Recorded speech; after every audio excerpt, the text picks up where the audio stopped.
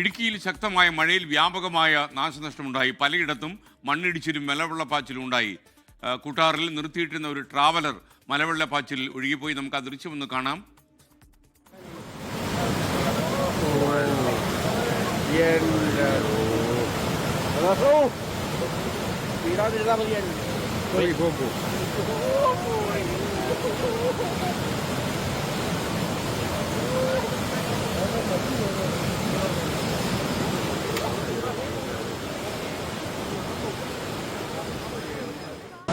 Traveller ഒഴുകിപ്പോയി. Mullaperiyar അണക്കെട്ടിന്റെ spillway ഷട്ടറുകൾ ഇന്ന് രാവിലെ 8 മണിക്ക് ഉയർത്തും. കല്ലാർ ഡാമിന്റെ ഷട്ടറുകൾ ഉയർത്തിക്കഴിഞ്ഞു. രാഹുൽ വിജയൻ കുമളിയിൽ നിന്ന് തത്സമയം ചേരുകയാണ്. രാഹുൽ, തമിഴ്നാട് ഗവൺമെന്റിന്റെ മുന്നറിയിപ്പ് വന്നു കഴിഞ്ഞു. മുല്ലപ്പെരിയാറിന്റെ ഷട്ടർ ഉയർത്തും. തീർച്ചയായിട്ടും പെരിയാറിൽ വെള്ളം പൊങ്ങാനുള്ള സാധ്യതയുണ്ട്. പെരിയാറിലൊക്കെ നീരൊഴുക്ക് കൂടുമ്പോൾ അവിടുത്തെ സാഹചര്യം എന്താണെന്ന് നമുക്ക് വിലയിരുത്താൻ കഴിഞ്ഞിട്ടുണ്ടോ? Good morning. Good morning. നിലവിൽ എന്തായാലും ഇടുക്കി ജില്ലയിൽ മഴയ്ക്കൊരു നേരിയ ശമനമുണ്ട് എന്നുള്ളതാണ് ഏറ്റവും ആശ്വാസകരമായ കാര്യം. പക്ഷേ ഇന്നലെ രാത്രിയിൽ അങ്ങനെ ആയിരുന്നില്ല. 10 മണിക്ക് തുടങ്ങിയ മഴ പുലർച്ചെ 4 മണി വരെ തകർത്ത് പെയ്യുകയായിരുന്നു. അതിന്റെ പ്രതിഫലനമാണ് നമ്മൾ ഈ കണ്ടതൊക്കെ. ട്രാവലറിനൊക്കെ ഒഴുകിപ്പോകുന്ന ദൃശ്യങ്ങൾ, ഭയപ്പെടുന്ന ദൃശ്യങ്ങളൊക്കെ കണ്ടത് അതിന്റെ ബാക്കി പത്രം എന്നോണമാണ്.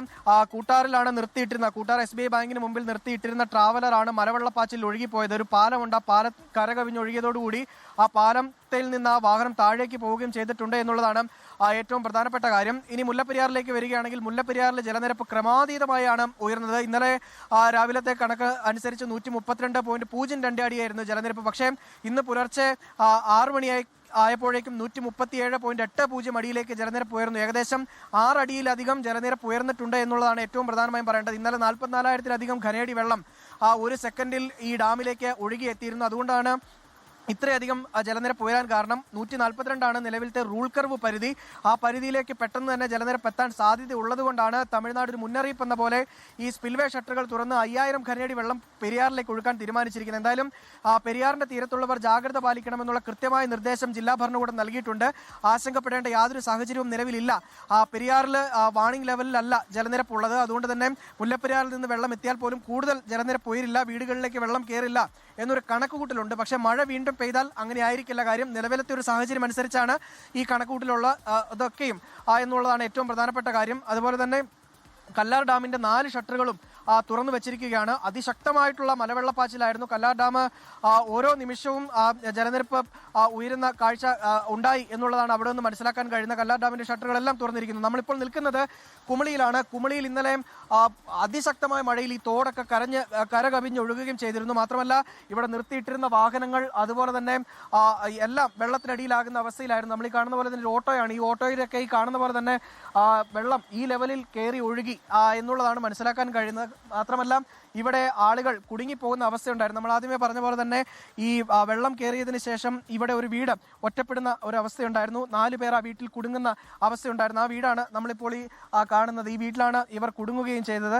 ഇതിനകത്തേക്കൊക്കെ വെള്ളം കയറി ആളുകളൊക്കെ വലിയ ബുദ്ധിമുട്ടിലാകുകയും ചെയ്തു. പിന്നീട് ഈ കുടുങ്ങിയ ആളുകളെ നാട്ടുകാരും ഫയർഫോഴ്സും ഒക്കെ ചേർന്നാണ് രക്ഷാപ്രവർത്തനത്തിലൂടെ രക്ഷിച്ചത് എന്നുള്ളതാണ് ഏറ്റവും പ്രധാനപ്പെട്ട കാര്യം. ചേച്ചി, ഇന്നലെ എന്താ സംഭവിച്ചിരിക്കും? ഒരു 9 മണി കഴിഞ്ഞപ്പോഴത്തേന് വെള്ളം കയറുമായിരുന്നു ചെയ്തത്. പെട്ടെന്ന് ഞങ്ങൾ അറിഞ്ഞില്ല.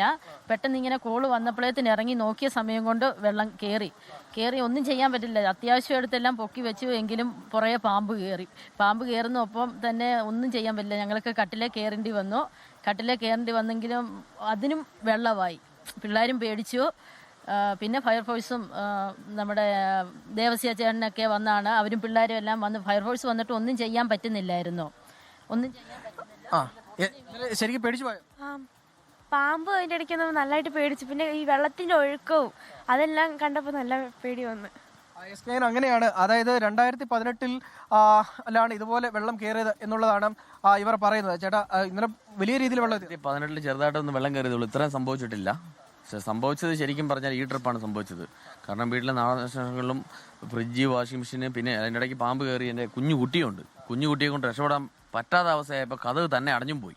പാമ്പ് കയറി കഴിഞ്ഞപ്പോൾ എന്നെ ചെയ്യാൻ പറ്റില്ല. പക്ഷെ കട്ടിലിൻ്റെ മണ്ടയിൽ കയറുന്ന സ്ഥിതിക്ക് ഞങ്ങളുടെ 3/4 ഭാഗം വെള്ളമായ സ്ഥിതിക്ക് ഞങ്ങൾക്ക് ഒന്നും കാണിക്കാൻ പറ്റാത്ത ഒരു ഇതായിപ്പോയി. ഈ വീടിൻ്റെ ഒരു കോലം സാറ് തന്നെ കണ്ടാൽ മതി. അല്ലാതെ ഞാനൊന്നും പറഞ്ഞു കാണിക്കുന്നതല്ല. സാറ് ലൈവ് കണ്ടാൽ മതി. ഇത് മൊത്തം പാമ്പ് കയറിയപ്പോൾ എൻ്റെ ഇളയ കുട്ടിയാണ്. അവൾ പേടിച്ച ശേഷം ഞാൻ എൻ്റെ തോളയിട്ടിട്ട് ഞാൻ നിൽക്കുമായിരുന്നു. ഇതെൻ്റെ ഇങ്ങോട്ട് നോക്കി കഴിഞ്ഞാൽ എൻ്റെ കട്ടിൽ സർവ്വ സാധനങ്ങളും പോയി സാറേ. ഇതിനകത്ത് വേറെ ഒന്നുമില്ല. ഇനി ജീവിക്കാനായിട്ട് ഞാനും മക്കളും കൂടെ എന്നതെല്ലാം ചെയ്യാൻ പറ്റുള്ളൂ. കാരണം പിന്നെയുള്ളത് സഹായിച്ചെന്ന് പറഞ്ഞാൽ സഖാവ് ദേവസ്യ സഖാവ് ഒന്ന് സഹായിച്ച് ഓടി വന്ന് ഞങ്ങളെ രക്ഷിക്കുമായിരുന്നു. പിന്നെ ഫയർഫോഴ്സ് വന്നു, കുമളി പോലീസ് സ്റ്റേഷനിൽ നിന്ന് അവർ വന്നു, കുമളി ആംബുലൻസ് വന്നു, 108 അവർ വിളിച്ചപ്പോൾ അവർ വന്നു. എല്ലാവരും സഹകരണമൊക്കെ ഉണ്ടായിരുന്നു. പക്ഷേ രക്ഷപ്പെടാനായിട്ട് കഥ തന്നെ അടഞ്ഞു പോയി. 2 കഥ അടഞ്ഞു പോയപ്പം 2 കുട്ടികളുമായിട്ട് ഞാൻ കട്ടിലേക്ക് കയറി നിൽക്കേണ്ട ഒരു അവസ്ഥയായിപ്പോയി സാറേ. അതാണ് എസ് കെ, നമ്മൾ ഈ വീടിനകത്ത് നിൽക്കുമ്പോൾ തന്നെ മുഴുവൻ ചെളി നിറഞ്ഞിരിക്കുകയാണ്. ഈ സാധനങ്ങളൊക്കെ വെള്ളം കയറി നശിച്ച അവസ്ഥയിലാണ്. ഇന്നലെ ഇവിടെ ഉണ്ടായ ഒരു അനുഭവം എന്ന് പറയുന്നത്, ഇവർ പറഞ്ഞ പോലെ തന്നെ ഇവർ 4 പേരാണ്.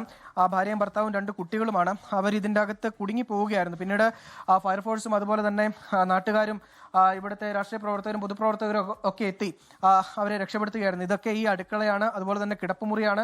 ഇതിനകത്തൊക്കെ മുഴുവൻ ചെളി നിറഞ്ഞിരിക്കുകയാണ്. ഈ കട്ടിലിൻ്റെ ഒപ്പം തന്നെ ലെവലിൽ തന്നെയും വെള്ളം കയറി എന്നുള്ളതാണ് ഏറ്റവും പ്രധാനമായും എടുത്തു പറയേണ്ടത്. ഈ കുടുങ്ങിയ ആളുകളെ രക്ഷിച്ചു എന്നുള്ളത് വളരെ ആശ്വാസകരമായ കാര്യമാണ്.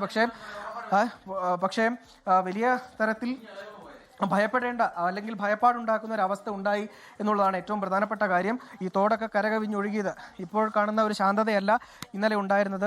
വലിയ തരത്തിലുള്ള ഭീകരാവസ്ഥയായിരുന്നു ഇവിടെ ഉണ്ടായിരുന്നത് എന്നുള്ളതാണ് നാട്ടുകാരൊക്കെ പറയുന്നത്. ഇപ്പോഴെന്തായാലും മഴ മാറി മാനം തെളിഞ്ഞു നിൽക്കുകയാണ്. പക്ഷേ ഇന്നലത്തെ അവസ്ഥ അത് ഇവർ പറയുമ്പോൾ തന്നെ അതിൻ്റെ ഭീകരത മനസ്സിലാകും. മാത്രമല്ല അതിൻ്റെ അവശേഷിപ്പുകളൊക്കെ ഇവിടെ കാണുമ്പോൾ അതും നമുക്ക് മനസ്സിലാക്കാൻ കഴിയും. നിലവിൽ എന്തായാലും മഴ മാറി നിൽക്കുന്നു. മുല്ലപ്പെരിയാർ അണക്കെട്ടിൻ്റെ സ്പിൽവേ ഷട്ടറുകൾ തുറക്കും എന്നുള്ളതാണ് ഇനി സംഭവിക്കാനിരിക്കുന്ന കാര്യവും. എസ് കെ, ലോകത്തെവിടെയായാലും ഏത് സമയത്തും 24 വാർത്തകളും ഓഗ്മെന്റഡ് റിയാലിറ്റി പാക്കേജുകളും എക്സ്പ്ലെയിനറുകളും വിശദമായി കാണാൻ ഞങ്ങളുടെ യൂട്യൂബ് ചാനൽ നിങ്ങൾക്ക് സബ്സ്ക്രൈബ് ചെയ്യാം.